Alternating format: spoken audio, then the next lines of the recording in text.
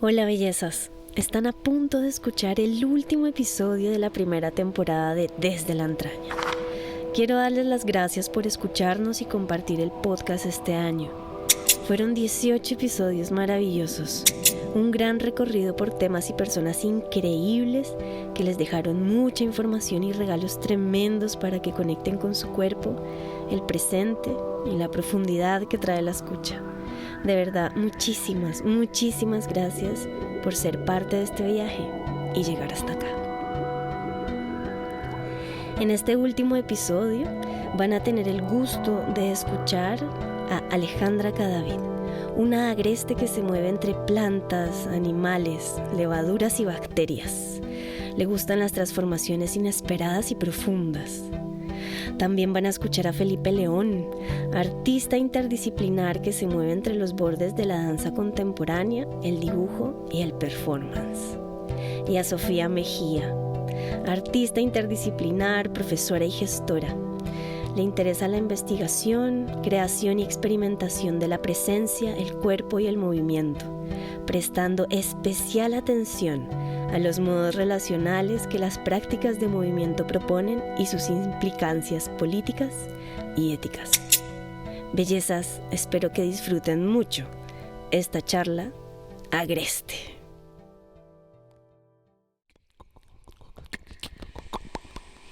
Esto es Desde la Entraña, un podcast para habitarse, con María Melissa Vargas.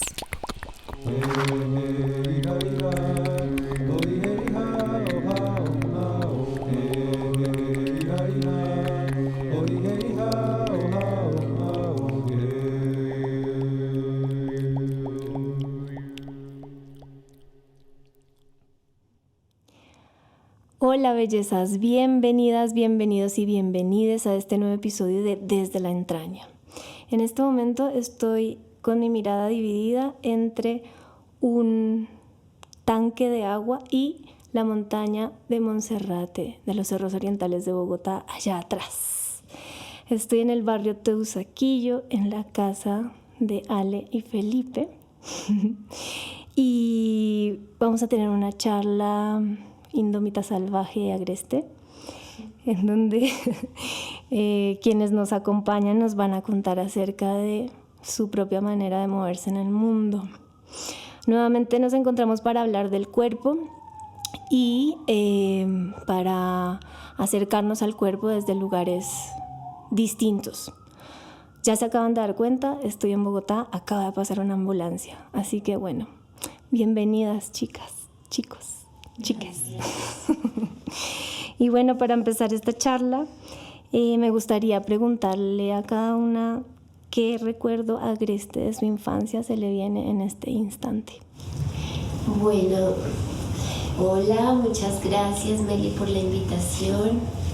Muy feliz de estar aquí compartiendo algo de lo que nos ha venido movilizando en estos últimos años. Un recuerdo agreste, recuerdo que cuando era chiquita, pues yo era bien mico, yo me la pasaba trepada a los árboles y alguna vez mi mamá estaba con unas vecinas y le dijeron, mira ese niño tan descuidado por la mamá por allá trepada en un poste, y mi mamá volteó a mirar y ese niño era yo, era esa niña que sí, a mí me encantaba treparme a los árboles y peleaba brusco, tenía un hermano que era bastante brusco también, entonces nuestra relación era muy física y era muy indómita. Uh-huh. Acaban de escuchar a Sofía. Bueno, hola, muchas gracias también Meli por la invitación. Yo soy Felipe León y bueno, el recuerdo agreste que tengo se me mezclaba como en un primer momento como una experiencia que recuerdo como la sensación de la experiencia y era que mi mamá tenía un jardín infantil acá en Bogotá y hacía como unas clausuras. y había una clausura en la que yo hacía parte con mi hermano también. Me acuerdo que bailábamos un montón, que era de baile, pero me acuerdo que la canción tenía que ver un poquito como con animales, como con convertirse un poco en animales, y el recuerdo que tengo es como una sensación de sentir el cuerpo como súper desbaratado, como sin saber en absoluto qué estaba haciendo, como en verdad, como simplemente dejándome llevar un montón por ese movimiento. Entonces tengo ese recuerdo, pero ahorita que justo hablamos de los hermanos y que como esa canción la bailaba con mi hermano, me acuerdo que en la casa había un pasillo largo y daba hacia el cuarto donde dormíamos los dos. Y entonces habían días, yo creo que era como sábados o domingos, que no había que ir a estudiar. Y jugábamos mucho, y me acuerdo que corríamos por ese corredor así a toda velocidad y nos lanzábamos a las cobijas encima de la cama, y era muy rico, era como una sensación muy chévere. Entonces, por ahí. Gracias, Feli. Hola, yo soy Alejandra, y mi recuerdo agreste de la infancia es de un momento después de haberme roto la ceja con un columpio de metal.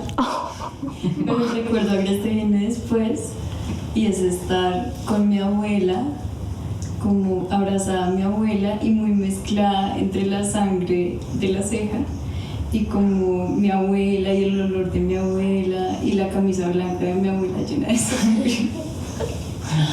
Y como esa mezcla y ese olor de la abuela es mi recuerdo agreste de la infancia. Bastante agreste estuvo ese. Y entonces, partiendo desde ese lugar, ¿no? Como después de haber regalado esas imágenes agrestes de cada una, ¿qué sería lo agreste? ¿Y de dónde nacen las prácticas agrestes que ustedes practican? Bueno, pues lo agreste es como una manera de nombrar una urgencia, un deseo, una necesidad de salir de un cuerpo demasiado civilizado y demasiado humano. Yo creo que surge por algo, como por una cualidad que siempre me aparecía en todas las encuentros de movimiento, de los encuentros de improvisación, de danza a contacto, y que tiene que ver como con algo un poco más rudo, tosco, pero también más afectuoso, más afectivo, que se deslinda un poco de las maneras civilizadas del cariño, por ejemplo, entre los humanos, ¿no? Y se parece más como al modo en que los animales se dan afecto. Es como algo que siempre surgía y que de alguna manera empezó como a contagiar y a contaminar a otras personas, y también como que yo creo que un poquito nos solemos, quienes estamos en esas búsquedas nos solemos y nos vamos encontrando como por percibirnos ahí de un modo bien intuitivo, ¿no? Como que estamos por ahí en la misma. Entonces creo que así es que lo agreste se vuelven los agrestes, digamos, en un principio pensando que es una cualidad, como una manera de estar en el mundo, un modo del movimiento, y después como un ser, también una ontología del cuerpo, estamos aquí como y nos nombramos así. Entonces creo que son las dos cosas, un modo de hacer y un modo de ser.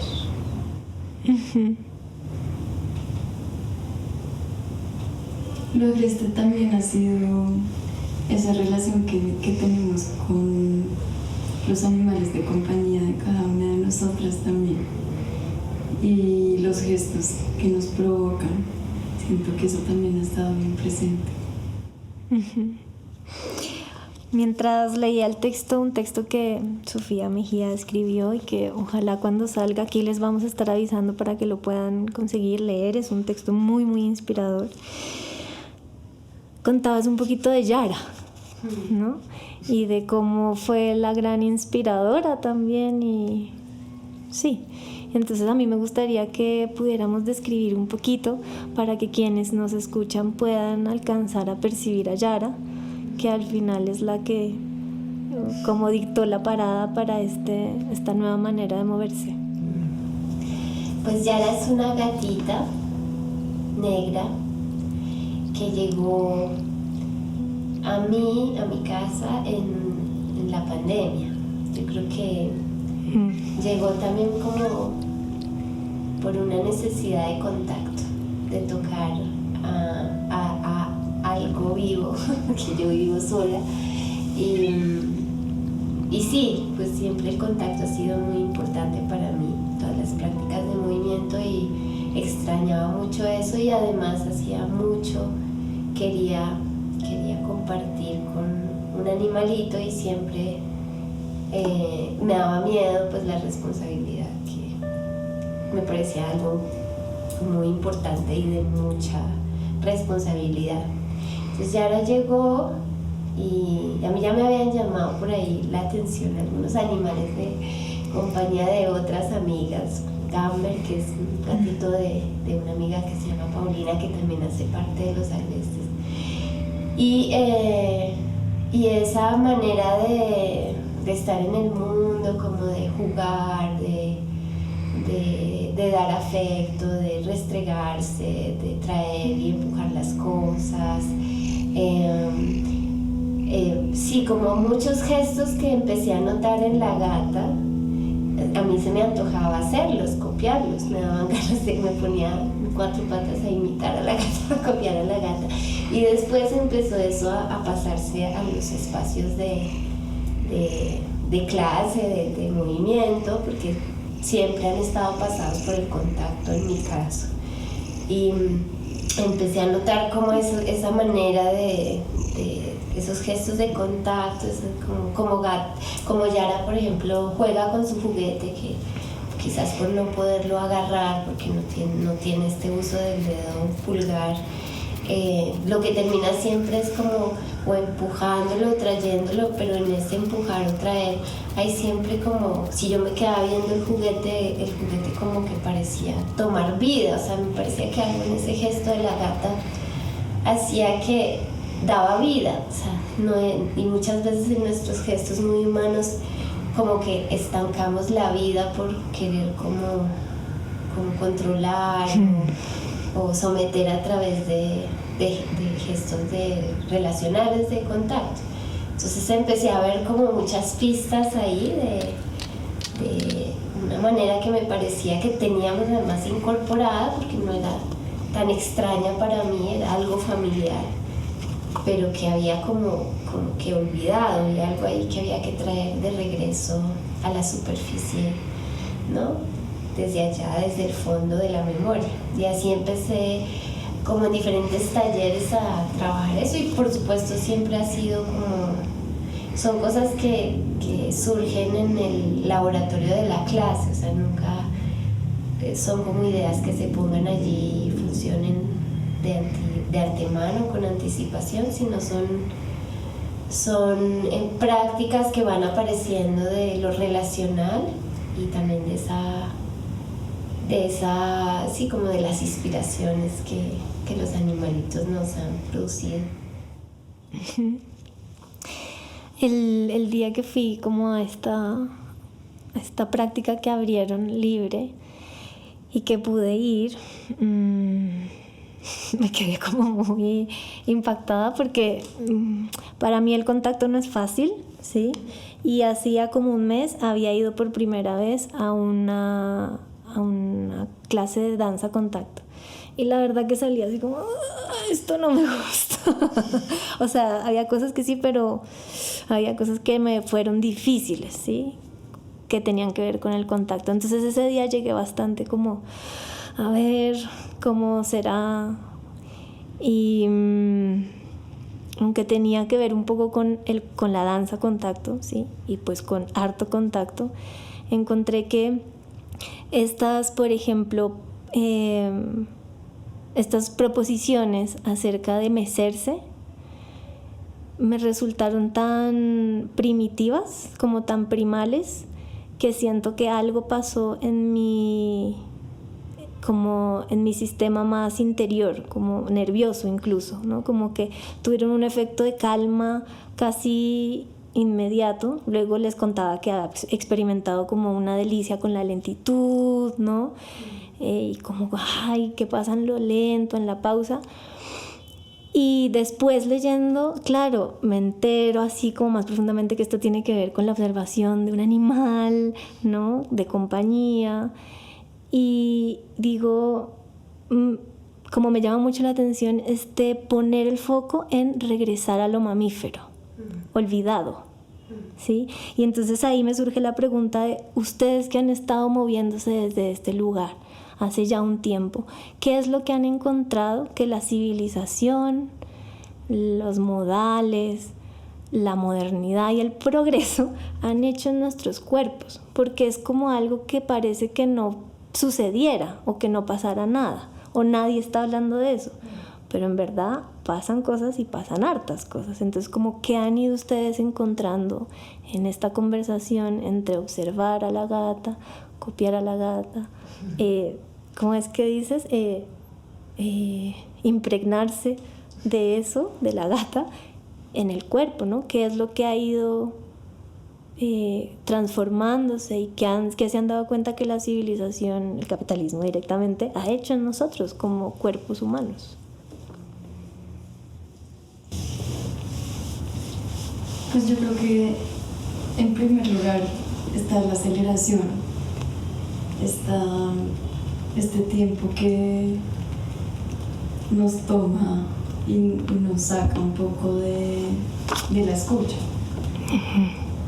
Y eso de la escucha es importante porque pues otra cosa que le hace, como dices, el capitalismo a nuestros cuerpos es como quitar la atención de los contactos, quitar la atención de que eso es lo que yo creo que hacemos con la práctica, y es llevar la atención a esos contactos, pero a las formas múltiples que tienen esos contactos, y a cómo cada contacto nos propone como caminos singulares.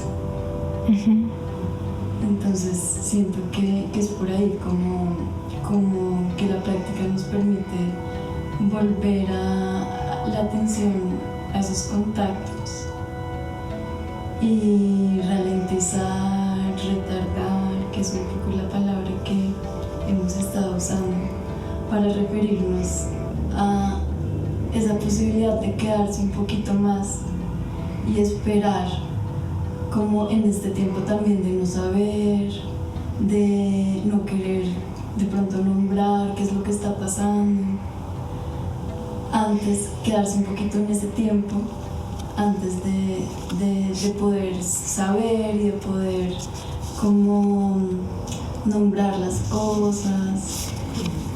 Sí, yo creo que es por ahí. Sí, yo estoy de acuerdo como en esto de querer nombrar las cosas. Yo lo que he sentido es que me se ha puesto muy en la escucha, pero a ver, es que quiero hablar como de este afán también que existe por identificarse con algo, ¿no? O por ejemplo en esos lugares de los jams de contacto, como de cuando uno va y uno dice, no, pues es así, o así es que se debe hacer, o así es que se debe mover uno, o así es que se hace la danza contacto. Entonces la práctica nos permite como esa posibilidad, sí, de no nombrarnos como tan aceleradamente, y no solamente en el nombrarnos, sino también en en el movimiento, en el conocernos también, ¿no? En el espacio en el que compartimos, como en la relación que compartimos. Entonces yo sí creo que esa no identificación tan acelerada produce como un efecto de retardo, que al contrario de estas ideas progresistas o capitalistas que buscan de alguna manera ponerle un nombre a las cosas rápidamente, clasificar o dominar, pues nos ponen otra vida completamente distinta. Esa es otra relación muy distinta, que como dice Aleja, es singular también, no deja de perderse como ese contacto singular. No sé si me enredo mucho. No. Sí. Y también como dos cositas más, una que tiene que ver con unos modos de la atención, que nos hemos dado cuenta que también como por una influencia que ha estado presente en nuestras conversaciones, nuestras lecturas, de Marie Bardet, como de una atención que la modernidad ha puesto en el centro, en el foco y en el frente. Y nosotros hemos estado trabajando para lograr salir de esa atención que fija en esos lugares y empezar, por ejemplo, a permitirnos que la atención cambie de posición, viaje, que se corra de ese lugar central. Y por ejemplo en este mecer lo que hemos descubierto es que el propio mecer siempre varía, o sea, la segunda vez que vuelves a mecer ya está como desplazándose un poco incluso como hacia el borde, y en esta idea de diluir el cuerpo, de irlo como desplayando, la atención como que va yéndose hacia el borde y uno va empezando a notar como si está atento a lo que está pasando allí. No puedes quedarte fijo y concentrado en un punto porque te va pidiendo el propio movimiento ir desplazando tu atención. Entonces esta atención más viajera, esta atención menos fija, menos concentrada, menos frontal, central, ha sido como muy chévere sentirla en el movimiento, como empezar a ver el borde, ¿no? Que siempre pues hay algo que siempre parece ser lo predominante, lo que está en el centro, lo que notamos más por una percepción muy colonizada y muy adoctrinada, y de repente empezar a sentir que este centro se desplaza. Con esto que dicen, me surge una pregunta que de pronto es un poquito pretenciosa, pero me pregunto si aprendiendo a moverse de estas nuevas formas, ¿sí? ¿Será que esas maneras nuevas de movimiento, o no sé si son nuevas, quizás recobrar, ¿no?, estas maneras mamíferas de movimiento, ¿será que eso puede llegar a impactar en la mirada que tenemos hacia el mundo? No sé, esta idea de no todo centralizado, focalizado y enfrente, sino aprender a mirar más la periferia. No sé, como puede que eso esté en curso en la investigación o no sea importante para su investigación, pero siempre me he preguntado como si el cuerpo, la manera en cómo nos relacionamos con él, la manera en cómo nos movemos, puede impactar la manera como vemos el mundo y vivimos en el mundo, ¿no?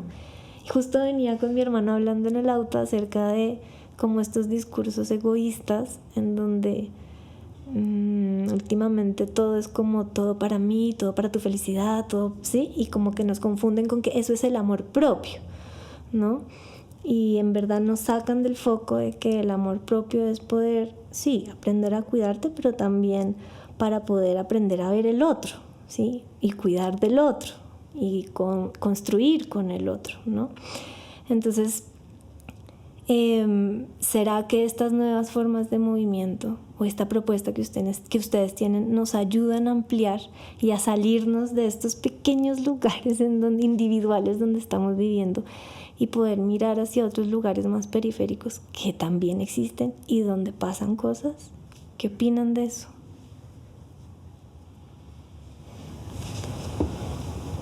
Pues un poquito te voy a mencionar algo de lo que hemos hablado mucho en la práctica,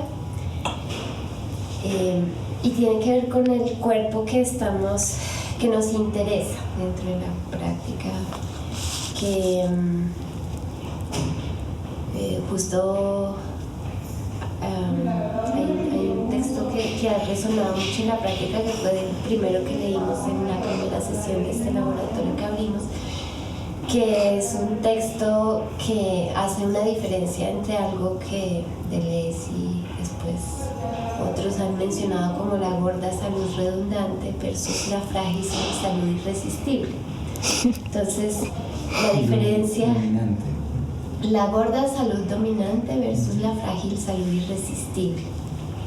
Y la gorda salud dominante se refiere como, me parece que ahí hay una gran confusión, porque también tiene que ver mucho con unas prácticas del bienestar individual, ¿no? Y unas prácticas como de una idea de que el cuerpo necesita como llenarse de información y consumir y volverse más fuerte, más rudo, más capaz, ¿no? También pensar un poquito en los olímpicos, pensar un poquito como en muchos lugares donde la danza y el entrenamiento corporal se trata de ser cada vez más virtuoso, más fuerte, más un poco blindado frente al mundo. Digamos, el discurso, por ejemplo, de los olímpicos, que a cada rato le mostraron a uno a alguien que se jodió en la competencia pasada y ahora entonces en la siguiente ya venció sus propios límites, como una cosa de llevar el cuerpo a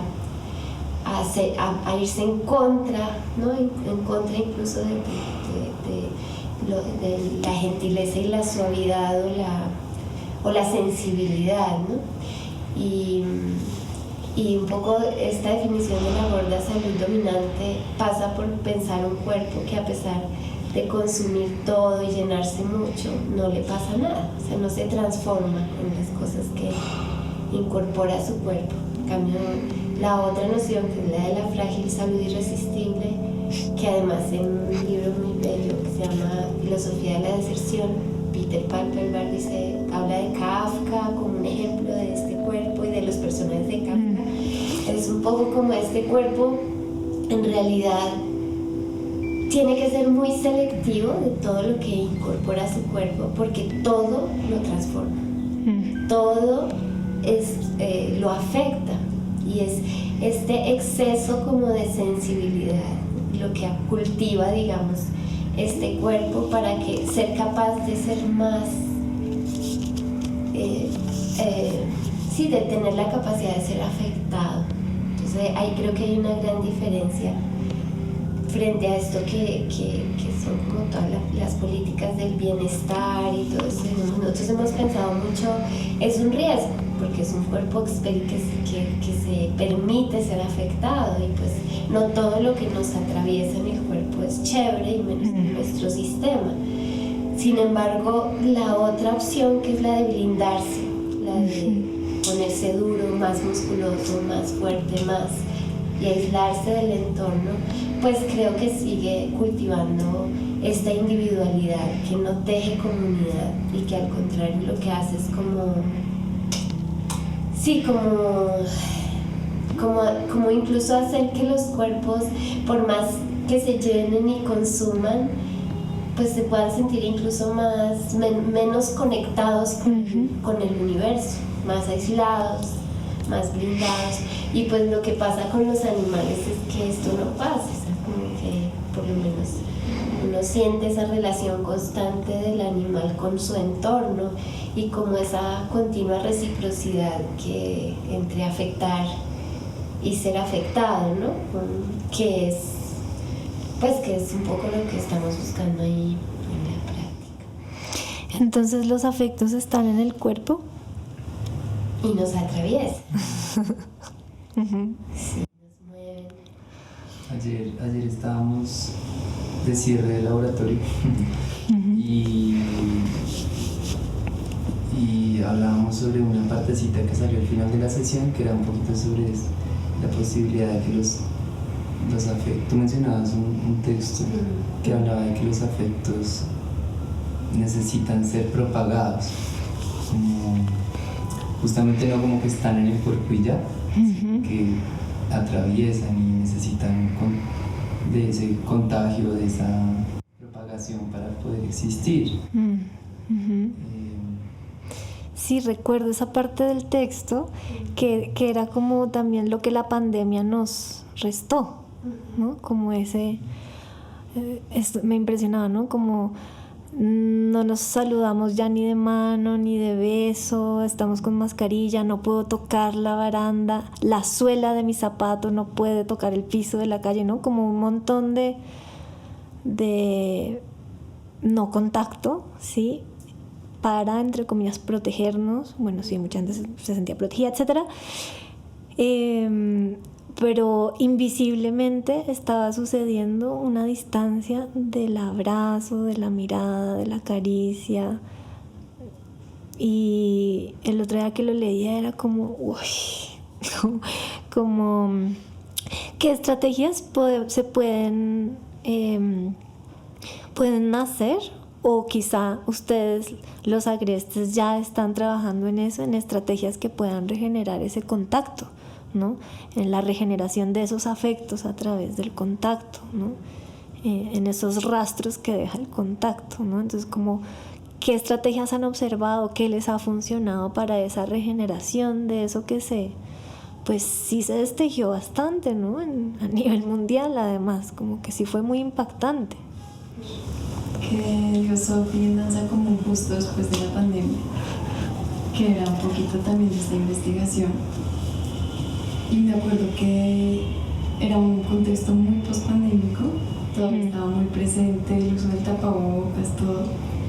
Y era muy difícil tocar, o sea, yo sí sentía en mi cuerpo esa dificultad y me sorprendió mucho darme cuenta de que estaba viviendo en mi cuerpo como esa barrera. Pero un poco también, pues, con la práctica siento que es de tiempo. Como de, pues, porque obviamente entramos con una disposición al contacto, pero que esa disposición y como esa apertura de pronto sí requiere un tiempo. Y eso lo notamos mucho como entre nosotras, que nos hemos venido moviendo un tiempo pues larguito, y es como se siente muy rico y se siente como muy abierto ese contacto entre nosotras. Entonces para mí esa disposición en el tiempo, como prolongada en el tiempo, es muy importante como estrategia, pues, para ablandarse al contacto y a prestarle atención al contacto. Es una estrategia rebelde para estos tiempos furiosos. ¿Alguna otra que puedan tener ahí a la mano? Porque sé que también son luces que pueden ir a lugares de pronto de gente que se siente identificada con esto que estamos hablando, ¿no? Entonces, como... Pues yo siento que suspender una remisión demasiado rápida a una interpretación de lo que significa un contacto. Creo que en mucho de lo que hacemos, lo primero que pasa cuando alguien llega y no ha tenido mucho esta experiencia es que enseguida vienen los referentes muy sociales del contacto, ¿no? Como si me toca aquí significa esto, de una hay como una remisión, ¿sí? Como que los contactos están muy limitados en nuestra vida como cotidiana y social y están muy sobreinterpretados.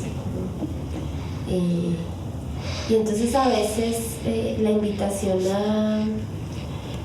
a dejar eso por fuera de la experimentación, o saber, digamos, que eso atraviesa el imaginario pero no es lo único, es también una manera de abrir esa gama de posibilidades, ¿no? Y que no necesariamente, y dislocar un poquito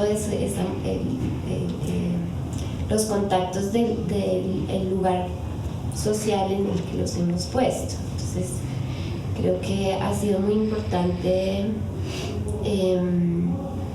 por ejemplo, por un lado eso, pero por otro lado, digamos, a diferencia de la danza contacto, que a veces entra como por unas tareas muy físicas de rodar, de pasar de un punto a otro, de deslizar. Siempre nos interesó mucho la dimensión afectiva del contacto, pero no necesariamente humana, sino justamente quizás por todo lo que pasa cuando un animal nos toca, que de una hay una cosa que surge muy de manera espontánea. Es decir, creo que ni siquiera en la pandemia hubo un rechazo a ese contacto animal. Si un animalito pasaba, uno le hacía así, le daba unas palmaditas o le sacudía el pelaje, ¿no? Como esos gestos como que abren algo que está ahí como a la mano. Entonces nosotros sentíamos que tocarnos desde ese lugar, pensándonos más como animalitos y compañía, nos hacía que de manera más espontánea y como sin ese filtro de lo social apareciera el contacto. Entonces ya si un cuerpo de repente se empieza a pasar rozándome como lo haría un gato, como que hay algo en mi cuerpo que de alguna manera por una relación que ya conozco y que tengo en ese lugar, que no me compromete desde lo social o desde lo muy humano, aparece, pero sí que tiene un componente afectivo. De una surge el gesto, ¿no? El gesto de apapachar, el gesto de restregar, el gesto de dejarse lamer, o sea, cosas que uno no le permite a un humano, pero sí le permite a un animal. Ahí había una entrada que nos permitía como un lugar emancipado, ¿no? Y un lugar posible también, porque al final de cuentas somos mamíferos también, y eso lo tenemos en nuestra memoria. Y así nos comportamos de bebés, o sea, igual cuando eso también es como una rememoración de ese momento cuando todavía no nos habían aconductado nuestros gestos del contacto, ¿no? Entonces sí ha sido como recurrir un poco a esas dos cosas, a suspender esa remisión inmediata de lo que un contacto significa en lo social, y por otro lado acudir a esas maneras de los animalitos que nos permiten sacar una dimensión afectiva del contacto que no pasa por el compromiso humano, ¿no? Del amor, del lo erótico, sí, o de lo sexual, como que ahí, aunque pasa por todo eso, el tiempo no pasa por todo eso, está ahí como una capa que no necesariamente se impone, ¿no? Y eso ha sido mucho de la experimentación. Eso me hace pensar como en otro pedacito de ese texto que voy a citar mucho, que hablaba como de cómo lo agreste también va permitiendo que vuelva a emerger o lo animal o el infante o el loco o la loca, ¿no? Y claro, yo escribí esas 3 palabras y fue como estos 3 arquetipos, por decirlo de alguna manera, son muy juzgados por lo humano aprobado, ¿no? Como por el adulto que es correcto y que se mueve de cierta manera y que tiene ciertos éxitos y que trabaja aquí y que no sé qué, ¿sí? Y que justo el animal, el infante, el loco, la loca son como seres inadecuados, ¿sí? Y que siempre está como esta jerarquía entre este humano correcto y esos otros que están más abajo, ¿sí? Y justo el otro día estaba hablando con una amiga y estaba con mi hija, tiene 5 y medio, y como que mi amiga se le quiso acercar o a tocarle la cabecita, algo así, y mi hija hizo como una gata así, y puso sus manitos así como y yo me quedé mirándola y ya los venía leyendo y fue como, ahí está, lo agreste, ¿no? Como y que probablemente yo he querido hacer eso muchas veces ya en mi vida adulta y no lo hago porque es muy incorrecto, porque es mal visto, porque qué van a decir, pero al mismo tiempo a veces tengo como un impulso de querer ser más así, ¿sí? Entonces como que al conocerlos también tengo la esperanza de que el animal interior está tomando espacio, está tomando lugar, ¿no? Como que yo el otro día los miraba y decía qué esperanza, ¿no? Como sí, volver a recuperar esos lugares de vínculo más genuinos, ¿sí? No tan poseros, porque siento que hay mucha pose, ¿sí? Como vivo yo, ¿no? El resto verá, pero lo veo como en mí. Y traía esas 3 figuras y decía, qué lindo poder recuperar y reivindicar al infante, al animal y al loco. Incluso al abuelito, que a veces el abuelito también saca unas vainas que es como, ¿qué hizo? ¿Sí? Va en retroceso. Sí, va para allá otra vez. Sí, exactamente. Y hay una más que ha aparecido mucho últimamente y es la del idiota.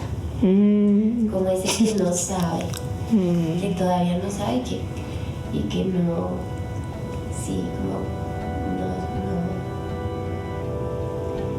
tiene como ese retardo, incluso nombramos así las personas que no son tan hábiles mentalmente, pero quizás sienten un montón, pero las ponemos allí porque no saben, en términos de conocimiento, no saben, digamos, qué es eso.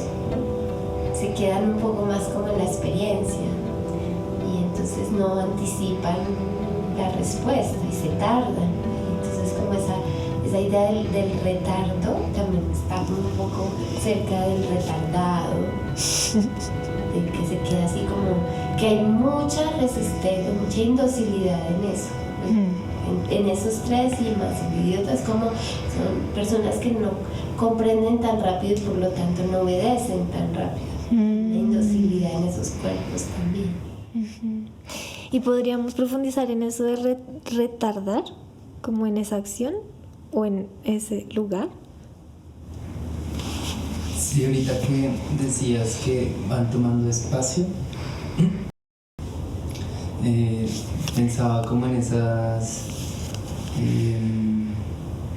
eso que nombramos, el niño interior, o la loca interior, o el animal interior, quizá no son tan interiores, justo por esto que van tomando espacio.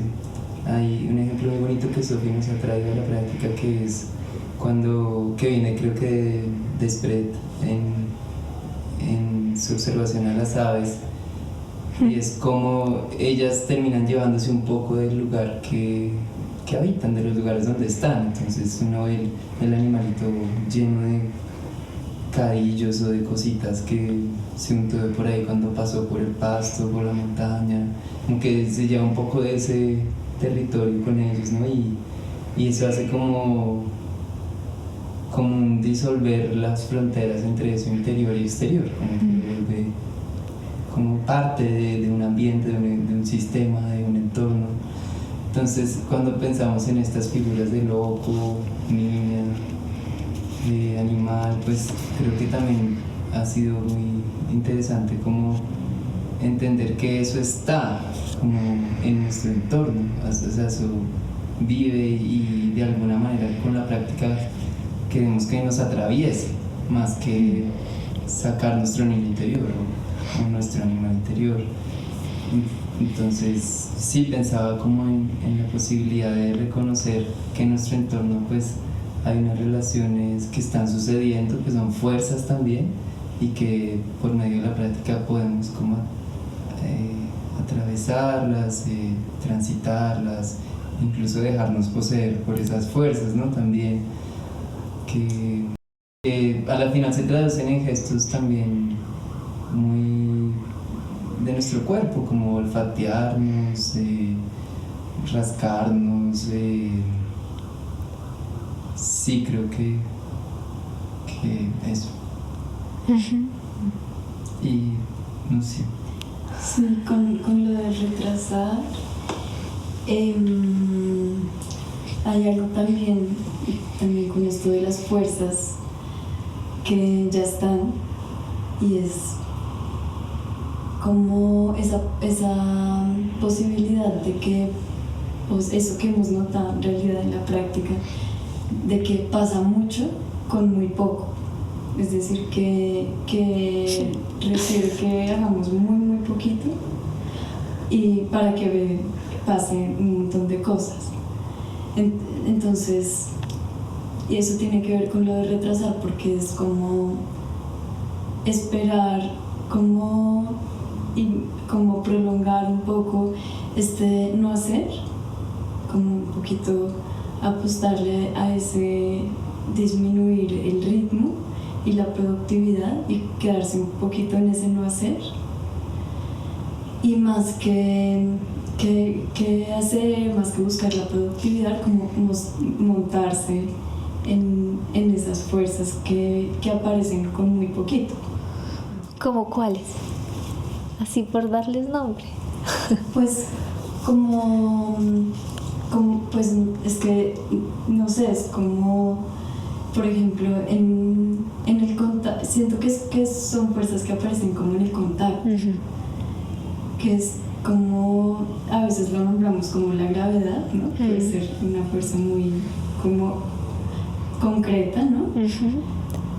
Pero que hemos notado que tal vez esa gravedad, como puesta en nuestros cuerpos y puesta en el contacto y en el movimiento, produce un montón de cosas y tiene un montón de efectos que tal vez se pueden nombrar no como una fuerza, sino como un montón de fuerzas que están ocurriendo, ya por el hecho de que haya varios seres como en contacto. Y quizás también como esta idea del retardar, como eso que va en la dirección opuesta del progreso de la evolución. O sea, hemos notado también que incluso apareció en una de las sesiones, lo compartimos, la cumbia rebajada. Pues esta sensación que tiene, no sé si conocen la cumbia rebajada, que es como si se les rebajaran unas revoluciones. Que se avanza para adelante, pero no para atrás. Una sensación que es como que para ir para adelante hay que echar para atrás. Una sensación muy particular que vincula en esa linealidad en la que pensamos el tiempo, como un recoger lo que ha pasado para avanzar un poquito y volver a recoger para avanzar, pero casi además con un énfasis mucho más hacia atrás que hacia adelante. Pareciera que todo el tiempo, en lugar de querer avanzar para llegar allá a la finalidad más adelante, quisiéramos es como aprovechar o vivir mucho el trayecto, y para eso entonces hay que, en lugar de adelantarse, anticiparse, acelerar, evolucionar, progresar, hay que devolverse, regresarse, casi no querer avanzar, como para hacer el trayecto más largo. Y esa sensación es bien bonita porque pareciera que ese tiempo, digamos que en el capitalismo, en el progreso, en este día de progreso, estamos siempre como queriendo ir más rápido y más acelerado y más hacia adelante. Lo que nos ha pasado es que al no, por ejemplo, al dejar de hacer, al esperar un poco a que algo pase, estar muy atentos a eso que va a pasar, a echar un poquito para atrás, hacer incluso la sensación de peso, como de, por ejemplo, en esta imagen de los niños, cuando un niño va de la mano de la mamá y en lugar de seguir para adelante, hace como esta resistencia pasiva, que es dejar su peso un poquito para atrás, y quiere que la mamá lo jala, pero no quiere porque algo se queda ahí. Hay algo de indocilidad en eso que es muy interesante, Es la indocibilidad de producir, la indocibilidad de generar más cosas, de llegar al final rápido, entonces como que hemos hecho mucho esto y ha pasado, por ejemplo, imágenes como la de la cometa, cuando jalamos para acá para que ella avance, pero ella va avanzando muy en esta relación que no solo va para allá, sino que tiene que siempre venir un poquito para acá también. Hacia atrás. O la de la ola, que también, pues cuando digamos una ola, por ejemplo el tsunami o estos fenómenos naturales que se retraen un montón. Y eso además es eso lo decías tú, Feli, la vez pasada, como eso que se va cargando y se va como reservando y como guardando, y es como un guardado que quién sabe que va a producir una tremenda fuerza movilizadora, ¿no? Pero digamos, no nos damos ese tiempo en nuestra vida tan capitalista de volvernos a la guarida, no hacer nada un tiempo, regresar a nuestras raíces. Hay mucho, en estos días estaba escribiendo justamente que estábamos como esa propuesta de involucionar o de, en lugar de, para ser unos humanos más virtuosos, regresar a esos mamíferos más pesados, más perezosos, o sea, la pereza, el dormir, todo eso ha venido acompañándonos mucho en nuestras experiencias, como casi deseando ese lugar donde en lugar de producir nos guardamos, en lugar de acelerar, desaceleramos, en lugar de llegar al fin retardamos para que ese trayecto sea aún más rico en posibilidades, porque es como cuando abres esta imagen de las onditas, cuando tú abres la onda y la expandes, aparecen más cositas, y cada una de esas cositas puede detonar en 1.000.000 de direcciones y de propuestas. Si acortas la onda así, pues llegas de una rápido, y toda esa detalle, esa minuciosidad, ese universo se pierde. Es como el zoom, tú dijiste al inicio, como es un poco eso también. No, es que ustedes dicen eso y yo me voy así como conecto mucho. Yo en este momento estoy aprendiendo una práctica para acompañar el trauma desde el cuerpo, y es una práctica que se basa en recobrar los movimientos estancados del mamífero, recobrar el rugido, recobrar el temblor, la vibración,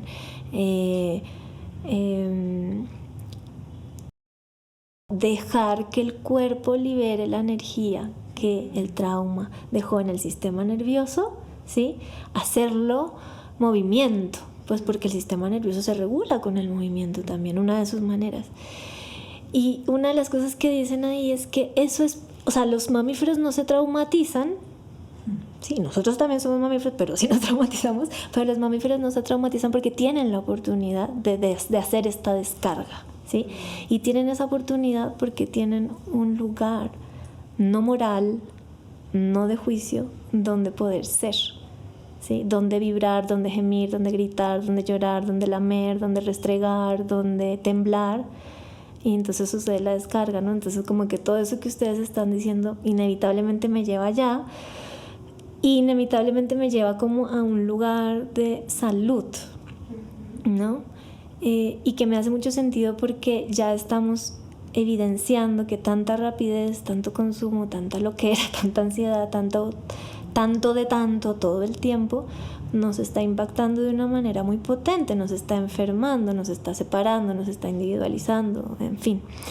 Entonces como que me gusta mucho que compartan esto con la esperanza de que se siembre en la gente, de que los pueda buscar. Les invito a que los busquen y las busquen para poder practicar, para poder moverse desde estos lugares diferentes, ¿sí? Desde estos lugares que además vienen de alguien, de un ser que hemos creído que es menor, ¿sí? Pero que resulta que puede tener muchísimo que aportar en nuestra real bienestar, curación, conexión, afecto, ¿sí? Ahorita que te escuchaba pensaba en el oso perezoso, ¿no? Y como este ritmo y esta sonrisa permanente. Sí, ahí hay uno, ahí está. Como esta cosa tan lenta que... Sí. Bueno, no sé, pero igual el tótem importante sigue siendo el tigre, ¿no? O el oso, ¿no? Como... Y bueno, que podamos permitir que otros tótems nos inunden también, como me emociona eso, ¿sí?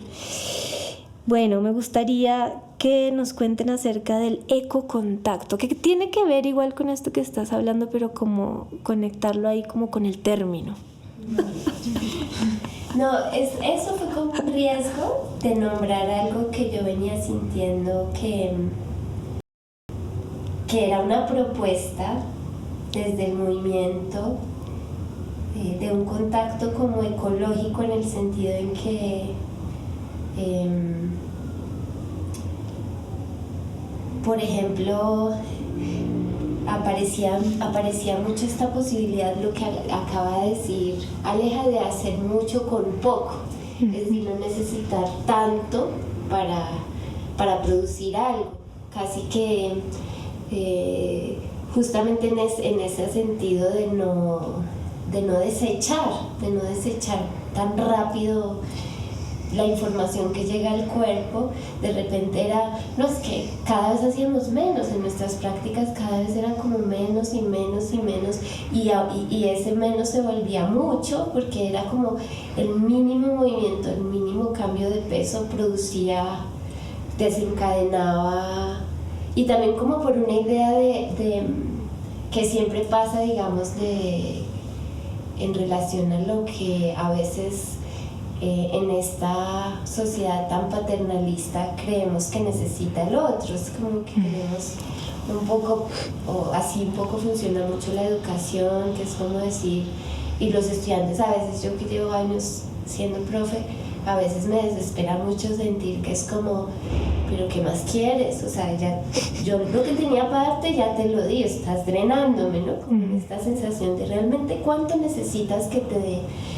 O ahora lo que está pasando también con respecto como a esta sensación de que todo el mundo quiere de todo el tiempo, o sea, como me meto a 50 talleres y no voy a una clase, pero quiero que me la graben porque no me la quiero perder, pero tampoco me quiero perder esto otro a donde voy, no renuncio ni a una cosa ni la otra, queremos estar en todas partes, consumirlo todo, tenerlo todo.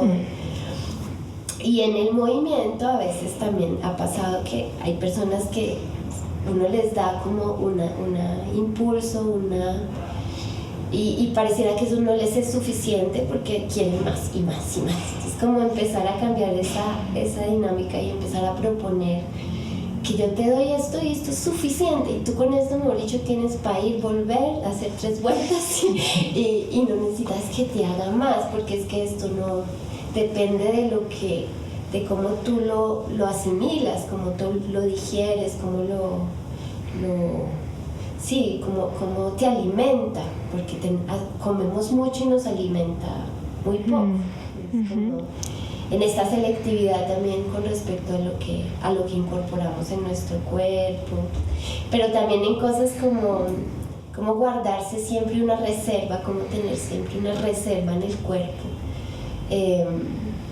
para no gastarse tanto, o sea, porque a veces también mi sensación un poco es que estamos muy agotados, muy gastados, cuando de repente hay algo que tal vez estamos necesitando guardarnos, para también en una cosa de que el mundo no nos descentre tanto, no nos, digamos, no haga, podamos tener como criterio, también tiene que ver como tener una reserva, un lugar al cual yo puedo volver siempre, también como una casa, pero también como un lugar desde el cual me puedo alimentar, ¿no? Como no me gasto toda, ¿no? ¿Cómo es eso? Y lo digo porque yo sí que me he gastado harto en un montón de trabajos, y era como, ya no puedo más, estoy súper envenenada. ¿Por qué pasa esto? ¿No? Y llegaba a la práctica y entendía ahí algo que era muy poderoso, que es que no necesito gastarme toda. hay algo que puedo guardarme. Cosas así como la reserva, como el que lo poco sirva para mucho, de repente también como una relación más con el ecosistema, no estar, digamos, en esta relación de aislamiento y de yo le hago a lo otro. También en los gestos, digamos, de relación con el otro, como no son gestos extractivistas, ¿no? Porque los gestos de dominación, de control, de subordinación, que tienen que ver con el contacto, muchos de ellos son gestos que drenan, gestos que controlan, gestos que estancan la vitalidad, muy parecidos a los gestos de la industria con la naturaleza. Cómo esos gestos también están en nuestro cuerpo y cómo los estudiamos para hacerlos más ecológicos, en el sentido de avivar la vida, ¿no? Y no de matarla o de estancarla. Entonces también, o sea, desde muchos lugares yo creo que hay una posibilidad de nombrar algo como ecocontacto. Me encanta eso. Bueno, otra cosa que me pareció así difícil, ¿para qué les digo que no? Difícil. Esta propuesta de como romper o desvanecer lo binario en la práctica. No, huepucha. Como claro, porque uno está en contacto con el otro y se salen todas esas cositas, ¿no? Como, entonces aquí ahora domino, o uy, no, entonces aquí ya no pude, entonces ya me dejo dominar, o no es así como tú lo estás haciendo, es así, ¿no? Un gran desafío, y entonces me pregunto, ¿para qué? ¿No? ¿Para qué desvanecer lo binario? ¿Cuál es el propósito? Pues un poco desde la práctica yo siento que es que en realidad lo binario no es así realmente.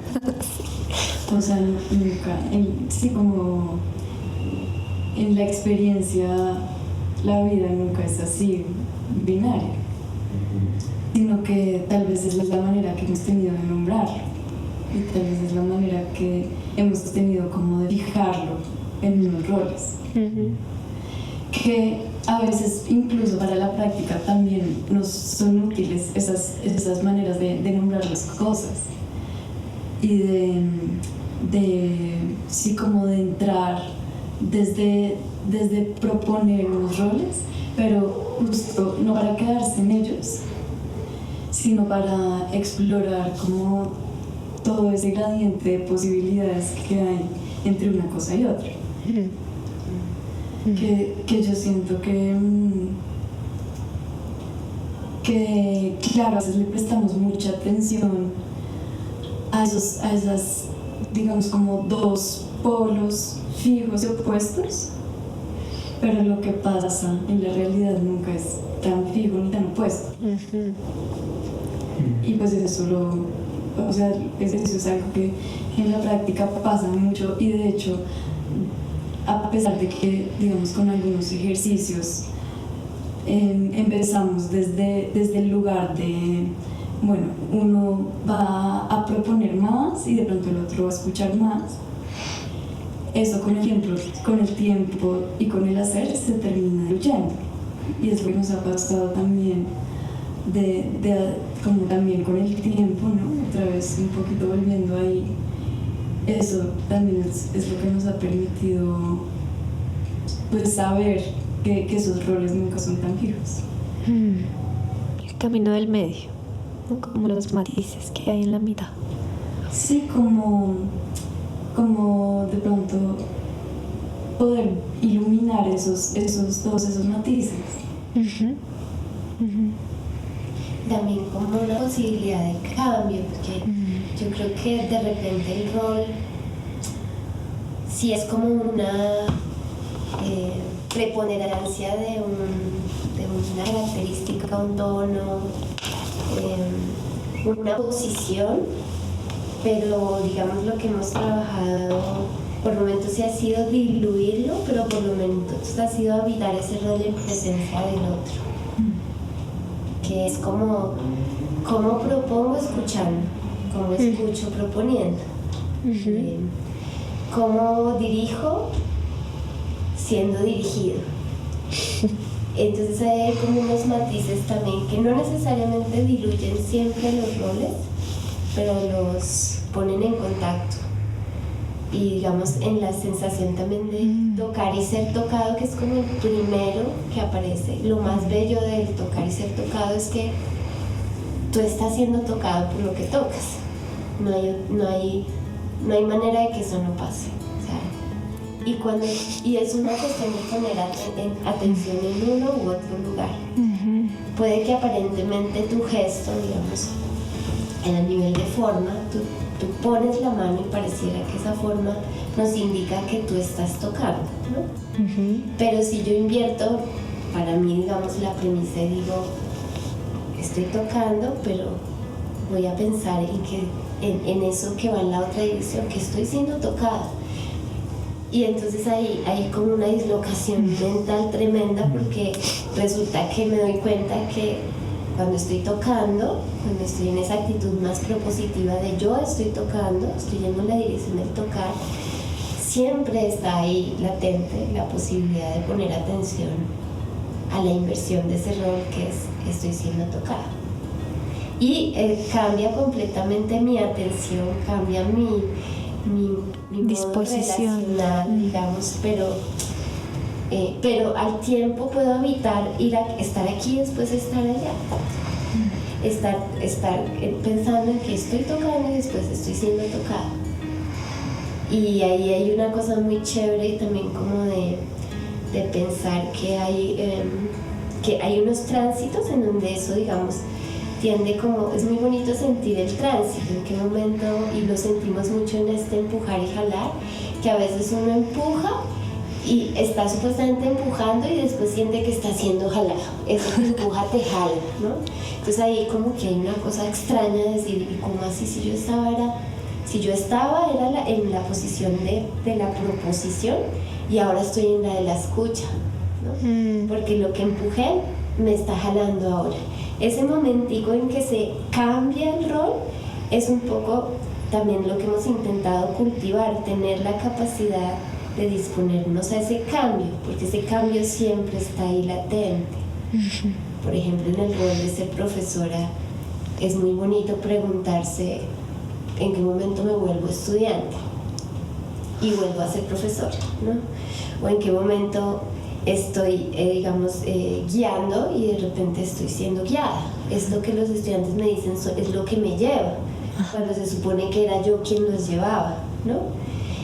Y entonces poder hacer ese cambio, tener la capacidad de sentir cuando se viene y habitarlo, es una de las cosas más difíciles, porque en efecto, aunque eso, como dice Aleja, está ahí, nos hemos fijado en unos roles, digamos, y entonces nos cuesta mucho ver que para estar en el otro rol no necesito más que sentir el movimiento que ya está sucediendo y que me está llevando a ese otro rol. Finalmente el rol es impermanente, todo rol es impermanente. Tú no puedes ser siempre el padre, como pasa ahora con mi mamá. Mi mamá era mi mamá, tremenda autoridad, y ahora está invirtiéndose la cosa. ¿En qué momento pasó? No lo sé. Y yo tengo que estar a la escucha de eso, porque si no va a haber algo que voy a estar como resistiendo de algo que está pasando, es la vida pasando. Y es muy bonito pensar eso como algo que hay que aprender a escuchar y a habitar y responder a eso que te pide la vida. Ahora ya no estás aquí, ahora estás aquí. Antes estabas dirigiendo, ahora ya no. Antes estabas de estudiante, ahora eres profesor. Antes estabas guiando, ahora estás siendo guiado.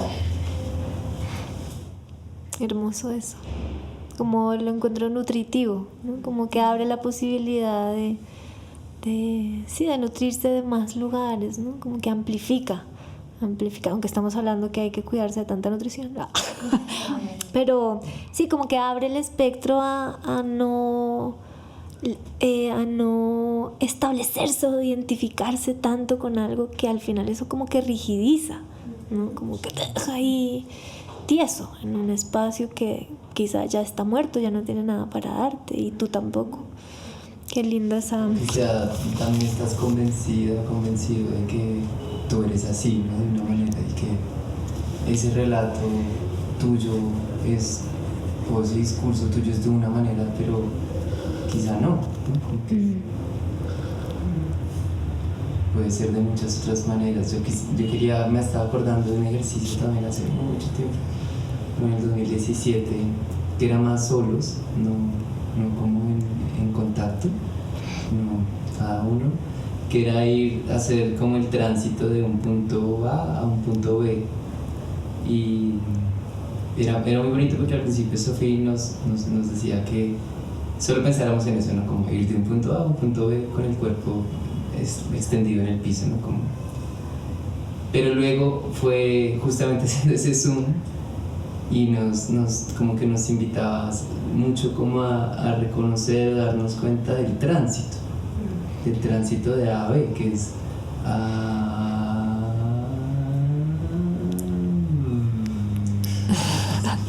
B, sí, o sea que no es A, B.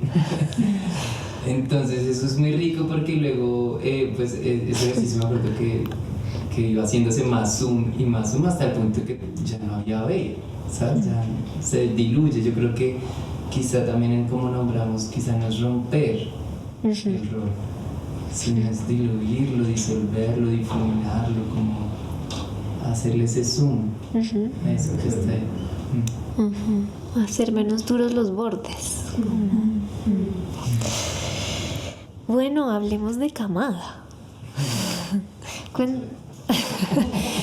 Cuéntenos acerca de Camada, qué es, cuándo sucedió, si va a volver a suceder, en fin. Bueno, Camada es la pieza que de alguna manera sale de nuestra práctica, que también la concebimos como otra práctica, porque pues es poner en un espacio no convencional, con algunos materiales que también llevamos, con música en vivo, pues poner como en diálogo con las personas, con incluso animales también que puedan ir. Eso que hacemos en la práctica. Entonces, pues Camada se estrenó este año, no, el año pasado, en diciembre 2023, y pues ahí probamos muchos, no, pues como unos cuantos materiales que hemos podido como de alguna manera nombrar o sí, como entre comillas sistematizar de nuestra práctica, y hacemos como una especie de caminito ahí a nivel escénico entre nosotros y pues con los participantes también. Es una experiencia inmersiva, que eso ha sido lindo, como proponer una cercanía con el espectador, una horizontalidad, y poner a prueba esto de la inversión de los roles. En algunos momentos incluso nosotros nos perdemos entre la gente y cuando ensayamos no, pero cuando llega la gente es como, ¿y dónde está? No nos reconocemos, nos confundimos también, y a veces también ha sido muy interesante sentir como esto que contagia, el gesto, hace que a veces el rol de quien hace se traslade al espectador. De repente, por cercanía con el espectador, uno se hace al lado y enseguida, entendiendo un poco como ese universo que estamos creando, el espectador empieza a acariciarte, a moverte el pelo, a darte palmaditas. Y eso ha sido como, para mí ha sido súper interesante, como a través sin ninguna instrucción, sin ninguna indicación, surge ese gesto que para nosotros ha sido producido en prácticas y en procesos de de mucho taller, ¿no?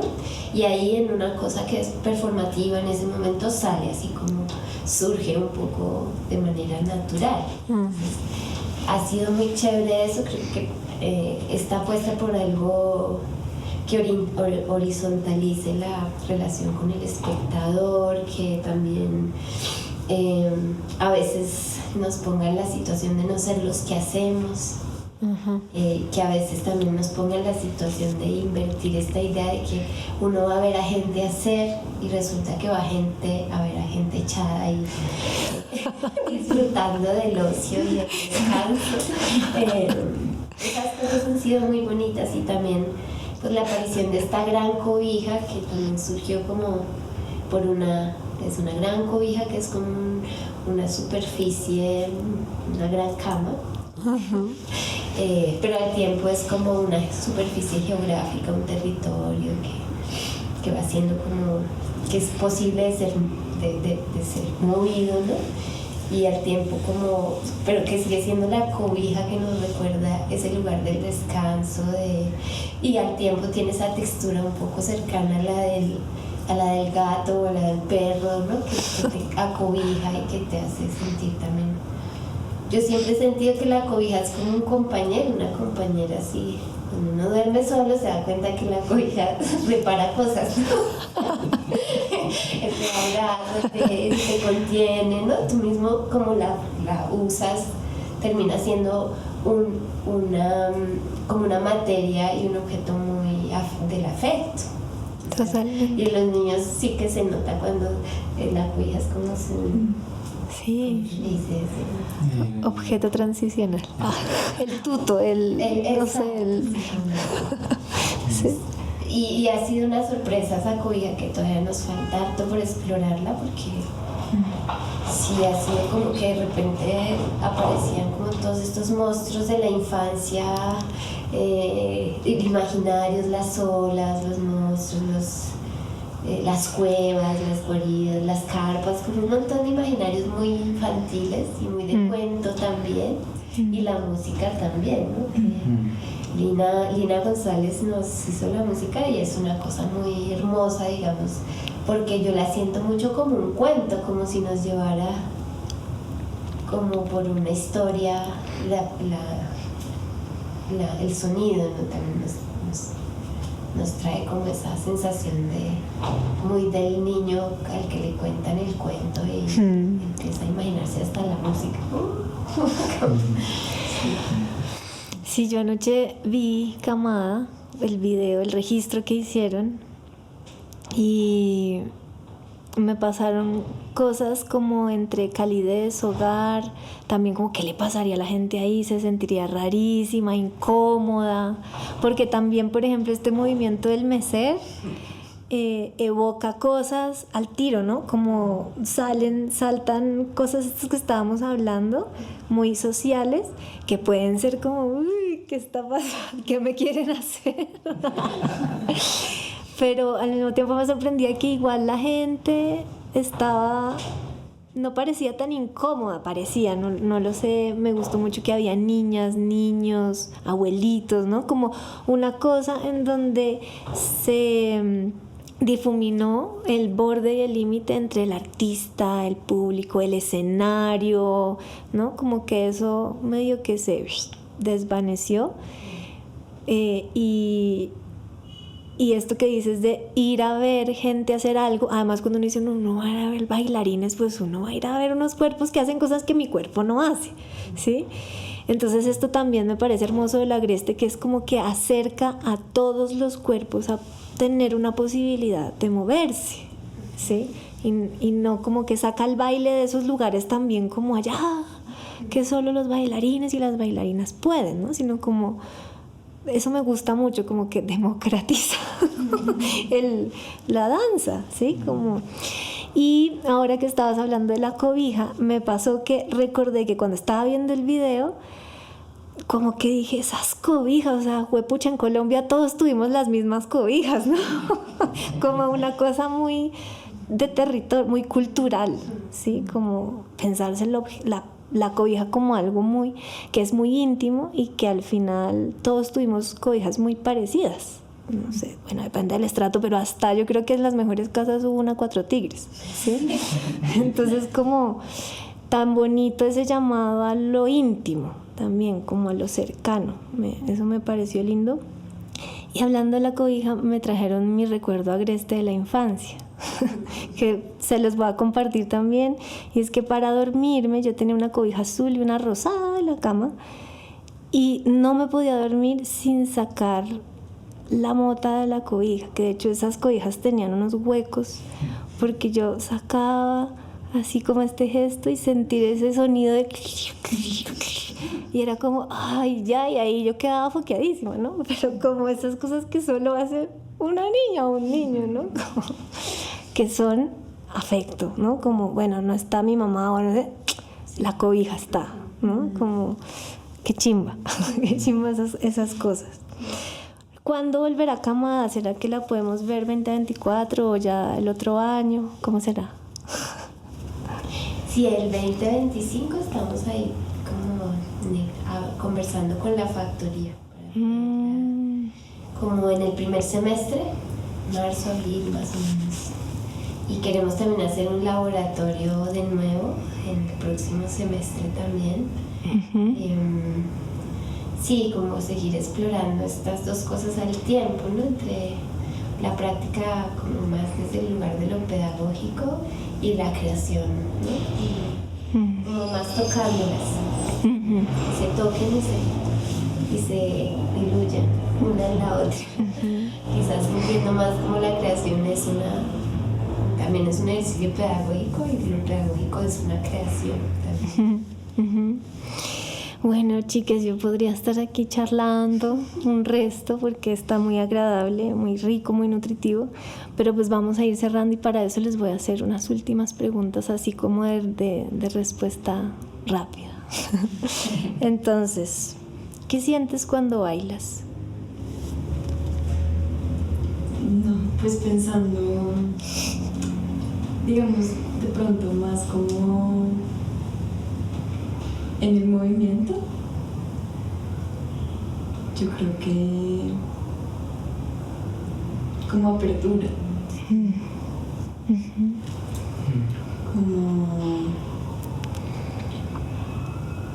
como una manera de estar que abre posibilidades de como no solamente de estar con otros, sino de percibir como el entorno. ¿Tú, Feli? Yo me siento como si pudiera hablar muchos idiomas, lenguas, una comunicación muy amplia, muy diversa, una posibilidad de entrar en contacto con lo que me habita y con el entorno en el que estoy.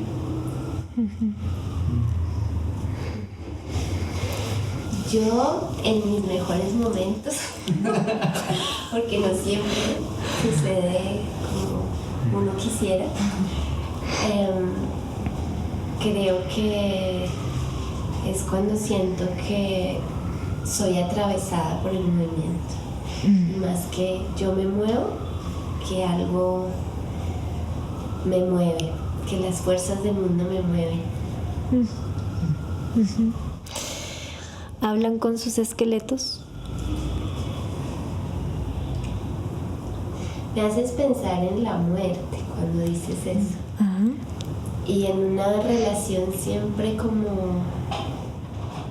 Siento que cuando se mueve desde el esqueleto, uno se mueve menos desde como ese tono asociado mucho a la vitalidad y a la fuerza, ¿no? Y el esqueleto, por otro lado, es como ese lugar donde uno se mueve desde la fragilidad y incluso desde un lugar mucho más inconsciente o más oscuro, diría yo, una sensación de... Y yo siento que a a medida que voy creciendo, esa conversación se hace más interesante. Más cercana.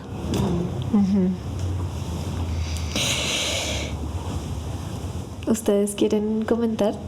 Pues solo como una sensación que se me viene como con la palabra esqueleto o como con la sensación de los huesos, y es como algo muy muy profundo, como que aparentemente el hueso podría ser como algo duro, ¿no? Esa parte que, bueno, también porque como que es la estructura, pero eso no deja de, o sea, eso me impide como que sea, sí, como tengo esa sensación de algo que es muy profundo, como y en lo que se puede ir como cada vez más y más profundo.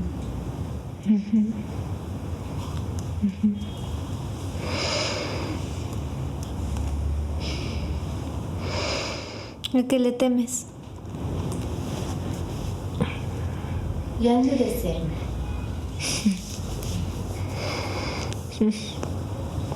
Sí, yo me siento igual. Sí, creo que la dureza ha sido como un lugar para preguntarme cómo hacerme más suave, cómo ablandar, incluso resignificar esas durezas, ¿no? Como también darles como un lugar y observarlas por lo menos, ¿sabes? Como ser inconsciente de que no está duro, o que sea duro, o que de pronto tiene más peso del que necesita. Es que el trabajo de Feli de la maestría se llama obstinada dureza. Wow. Y ahorita que hablabas de los huesos pensaba eso como que el trabajo pues ronda un poquito como en la materialidad de las rocas, de las piedras y la dureza de las piedras que de alguna manera pues para nosotros como humanos nos parece súper dura, pero pues hay un tiempo y hay una historia que ha hecho el agua, que ha hecho el viento, que ha hecho la erosión, que ha hecho la sedimentación de los materiales que hacen que sea una piedra, y ese tiempo pues quizá no es tan duro.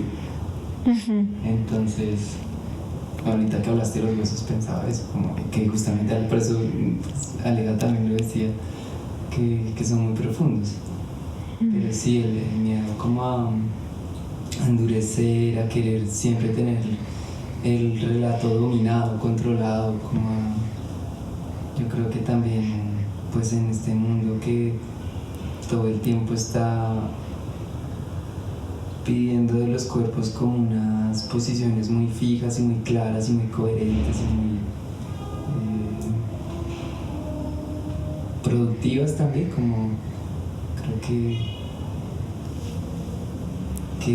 sí, de pronto le temo a eso, a perderme en eso, a perderme y ser inconsciente de que eso o me habita o que lo puedo transformar. Gracias, Feli. Yo creo que yo le temo como a borrar o como a no ver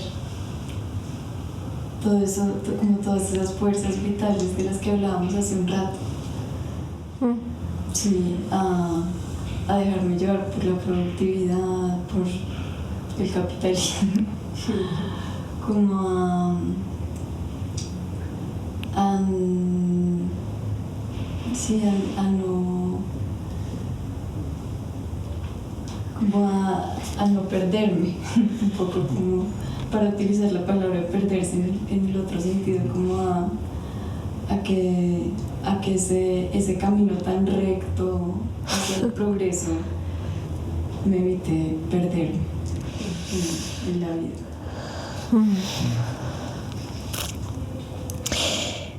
¿Qué es un tejido para ti? así como en tin. Lo que nos sostiene.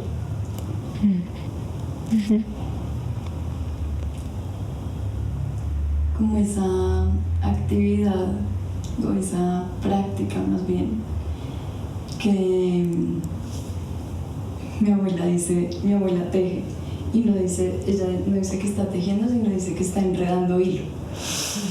Y me parece muy lindo porque es como que le quita un poco el sentido a esto del producto, de lo que va a quedar al final del tejido, y le da como el peso y la importancia pues a enredar hilo mientras habla con sus amigas. Y eso es tejido. Yo pienso como en la divergencia, como en muchos puntos al mismo tiempo, siendo muy divergentes entre sí y no por ende aislándose o individualizándose. Ay, bueno, ahí está la teja que nos acompañó durante todo el episodio. El viento nos dejamos también tocar por el ambiente, así que así es desde la entraña también. Quienes nos escuchan ya lo saben. Así que, muchísimas gracias por recibirnos en su casa, por compartir, por, reflexionar, ablandarnos y nada, quienes les escuchan, dónde pueden encontrar su trabajo, si van a anunciar alguna práctica, dónde los pueden encontrar. Bueno, pues nosotros estamos en Instagram, @camadagreste.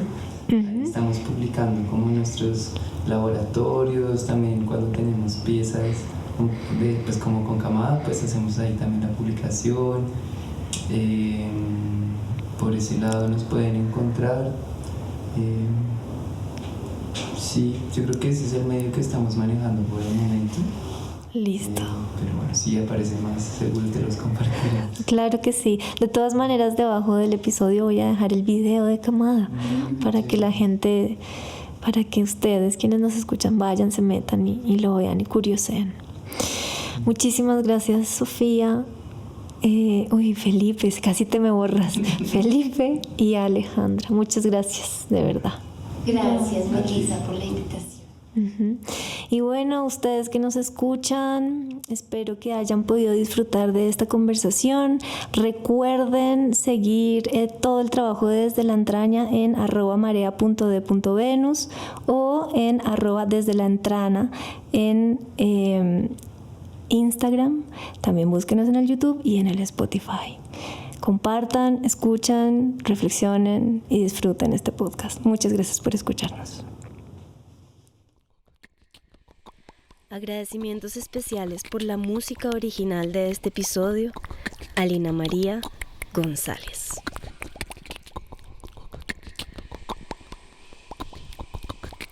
Esto es Desde la Entraña. Este episodio fue presentado por María Melissa Vargas. El diseño sonoro, la música original y la mezcla de sonido están a cargo de @llama.yare. La ilustración es de @popbueno.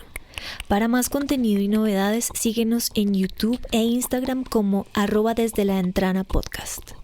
Agradecimientos especiales a Sara Lucía Cortés por el diseño del logo, a Verónica Toro por la gestión de nuestras redes sociales y a Felipe Bueno por el manejo del canal de YouTube. Gracias por escucharnos y acompañarnos en este viaje.